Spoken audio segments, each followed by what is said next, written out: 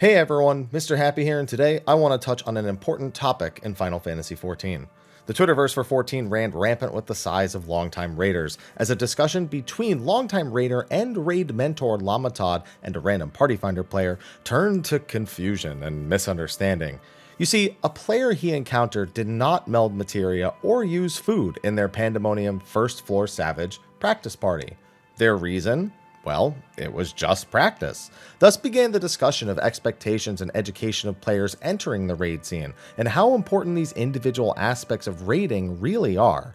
So in this video, I want to clearly define the benefits for three things in raiding: materia melding, food, and pots, since I assume the player wouldn't have been using those either. So let's start with materia, probably the main crux of the conversation. Long has the issue of materia melding haunted the party finder, with players thinking the difference made was too insignificant to matter, or perhaps they just couldn't afford it.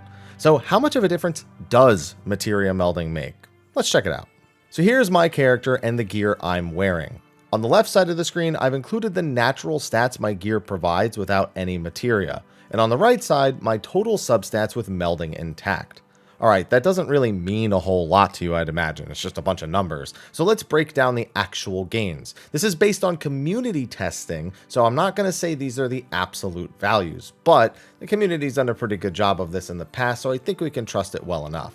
So all in all, we gain about 3.1% crit rate end damage, 5.2% direct hit rate, and 2.4% overall damage multiplier from the determination. That's pretty damn significant, given we're talking about almost every source of damage you deal benefiting from all of these stats, minus certain skills for certain jobs. It's several hundred DPS at least, and that's not really even factoring in how it's going to play into your burst windows and how this is, of course, across every player. Imagine the difference of one player not having it versus 8 players not having it. And it really adds up quick when you think about it that way.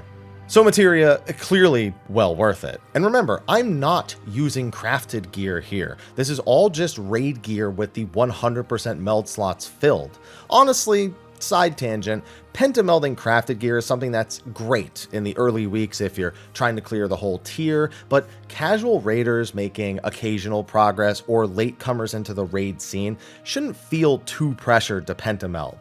Like I said, this just shows how useful materia melding can be done with just the guaranteed slots alone, and raid gear is going to force you into that decision eventually anyway. Now, in the same vein as materia, food usage comes into question. While you receive a bit of extra substats, honestly, thinking about it, they're usually enough to warrant it. This pumpkin potage is 0.7% damage from the determination, and about 0.6% crit rate and damage, depending on what these actual values land on. That's just for my gear. These values alone would again warrant the use, but most people actually tell you the most important stat from food is the vitality. Now, in the early weeks, in the first clears, in full fresh progression, vitality is an unsung hero. I have had dozens, probably hundreds of run-ins across all the raid tiers that I've done, with mechanics where someone survives with barely 1,000 health, and we continue, and maybe we learn a new mechanic on that pull, maybe we clear the fight. At the current health values, I get 2.2k health from one of those pumpkin potages, and any raider can think of a time where that has saved their lives and potentially gotten them a clear. Now, in my P3S clear on the screen right now, a bunch of people screwed up and got hit by an extra AoE. Wait, 4 people got hit in our clear?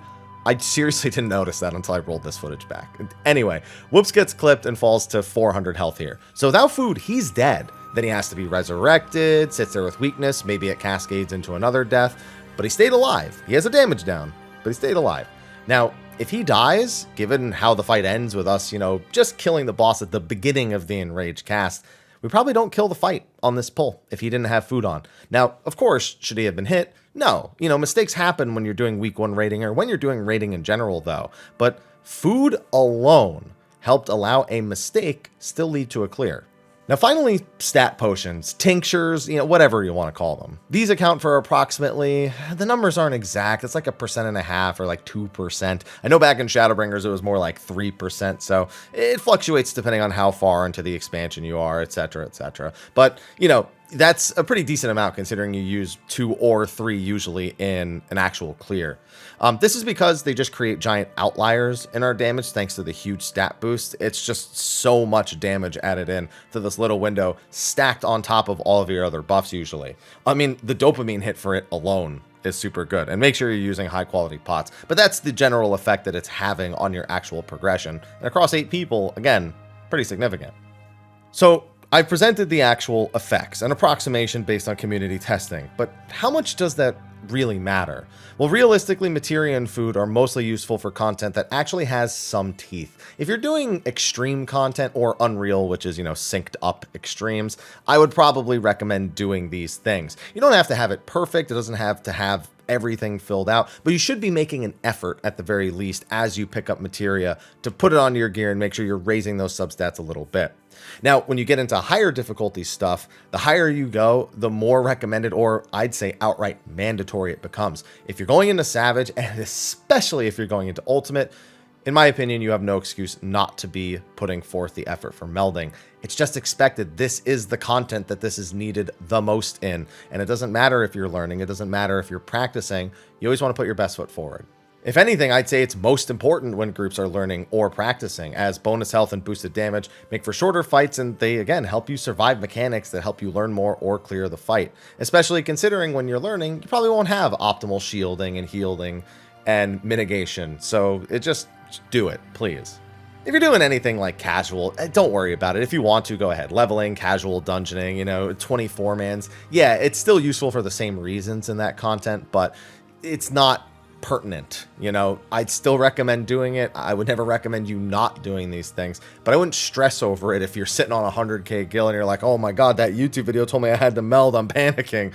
There's plenty of ways to get materia anyway. You can make your own food if you level up a crafter. There's great guides for that all over the internet to allow you to self-sustain, spend no gil, and maybe even make some gil in the process.